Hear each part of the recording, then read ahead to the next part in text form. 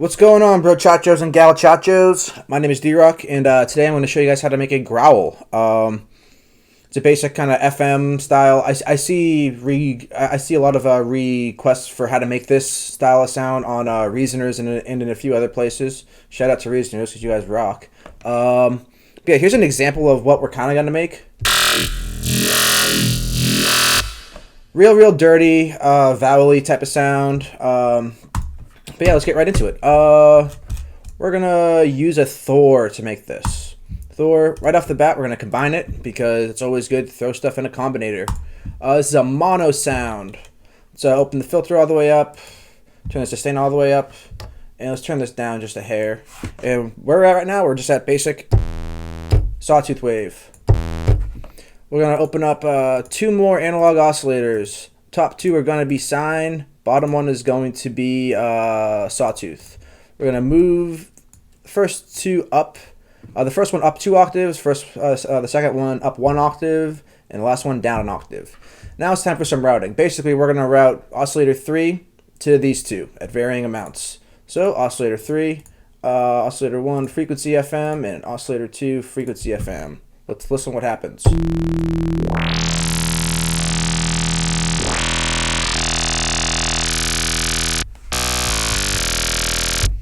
That works, and then we're going to use the mod envelope just to add to the scale, just so we have a tiny bit of evolution to the sound.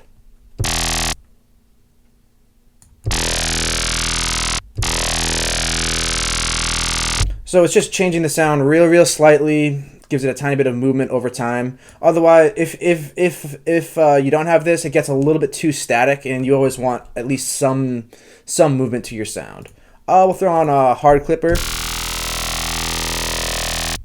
Bring it down a little bit, but that's going to give us a little extra high-end harmonic content up there, which for a bass sound or a mid-range bass sound, you actually want a lot of this high-end because we'll need that to make it growling.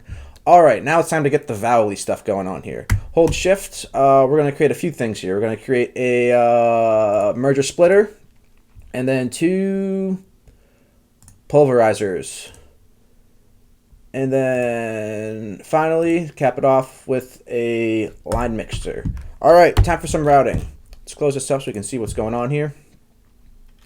Here, get rid of those. So, out of the Thor into the merger splitter.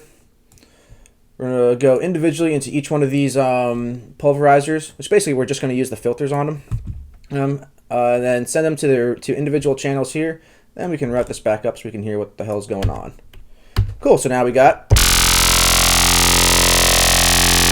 a little bit of sound. Let's turn that down just a bit. Cool. So we're going to change these to bandpass.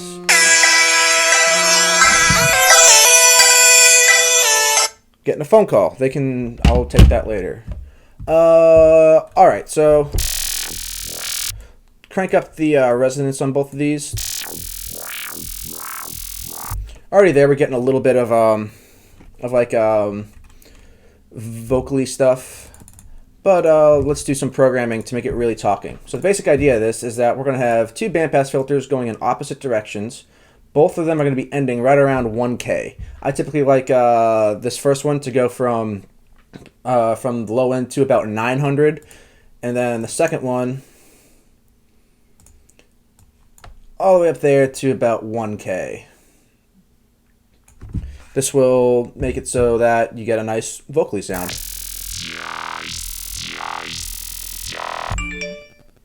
And I have a voicemail. Moving on. You can hear when it's down here. You get a lot of that. You get that really high hiss. I typically don't like that much. So we're also going to have rotary 1 on the second pulverizer, the one that's going from high to low. We're going to have that adjust the volume. 79 I think is what it starts at, where it defaults to. Yep. And then we won't have it go all the way down. We'll have it go down to like 20. Okay, so listen what happens here now.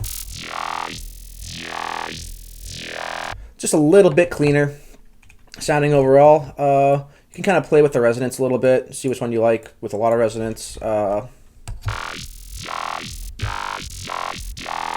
that works for me. Cool. Now let's now we're gonna high pass this because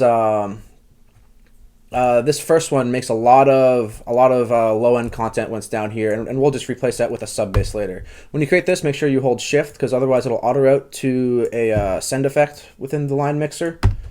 Go. Let's oops. That, and then I usually like to do something like this. Just that way it's really cutting all that out of there. Cool, now let's throw on a scream, because who doesn't love screams and distortion? We're making a dirty sound, so we'll throw on tape mode. Let's pump this up too.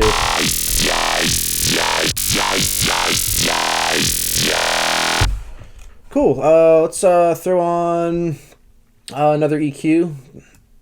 Usually, since both bandpass filters are ending right around 1K, usually a small scoop there can be nice.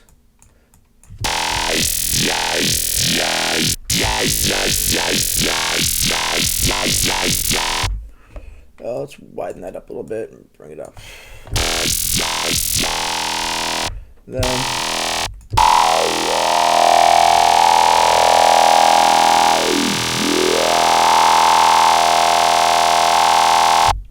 I don't really like that ringer too much. Yeah, something like that should work. Okay, let's throw on.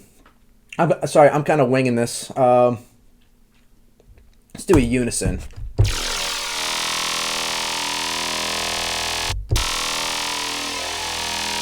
Just to add a tiny bit of width to the sound. And then let's do a little bit of mid side as well, because this is something that I'm just starting to do. This is a free rack extension by Red Rock Sound. It's pretty dope actually. The way you use this, so you're gonna hold Shift, create that one, and then create a line mixer. Here we're gonna, the output's going right out of there. Inputs going in, or the output of the unison going to the in of the mid side. We have mid and side. We're gonna pan these out. Up, and then we gotta go back out from here. So mid was going left, side was going right. So here's just the side. So we're just gonna high pass that. So hold Shift once again, otherwise it's gonna auto route for you. We're gonna go out of there into here, back into there, and now let's high pass.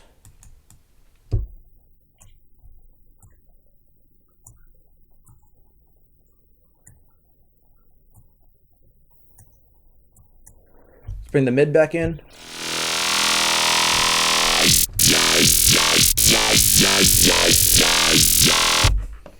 One thing I did before, it sounded kind of cool, is I threw a reverb on here. It's kind of a weird, funky sound. Typically, I won't really do that though. But let's cap this thing off. Sometimes I'll do some more screams. I just love the scream tape mode. I tend to go overboard with it on a lot of stuff. This one we're gonna keep it pretty simple though. Let's throw a compressor though. Once again, hold Shift because we're gonna go. Whoa! Did not mean to do that. Yes, I do want to do that actually.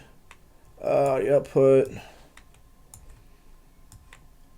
just to tame any crazy peaks that happen while the filters are sweeping.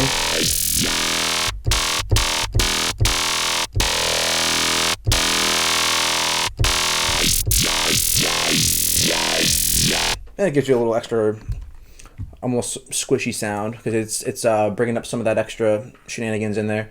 And then let's cap it off with some reverb. We're gonna do a short bright plate that's high passed, just to put it in a tiny bit of space. And having these short plate reverbs kind of like it kind of cleans up your overall bass sounds. That way there isn't a giant wash of crap when you're jumping from sound to sound really quickly, as a lot of this style has.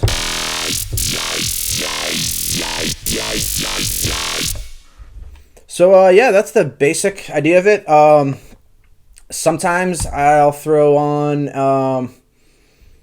an extra pulverizer just before the compressor, change it to high pass with a fair amount of resonance, and then have rotary 2 mess with that.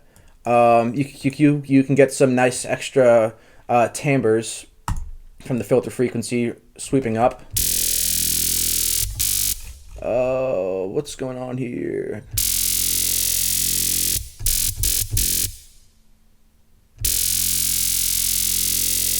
Oh, yeah, that happened. That's only high pass on the sides. Doy. Let's undo that. Do that, undo that, undo that. I messed up. My bad, yo. There we go. We're going to have to hold shift when we create this and then route it manually. Okay, so input. There we go.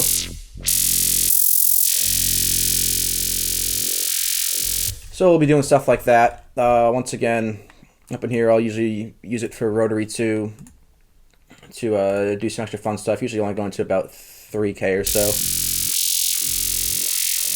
So like when this opens up, you can do a little something like that really, really quickly just to add a little extra movement to the sound.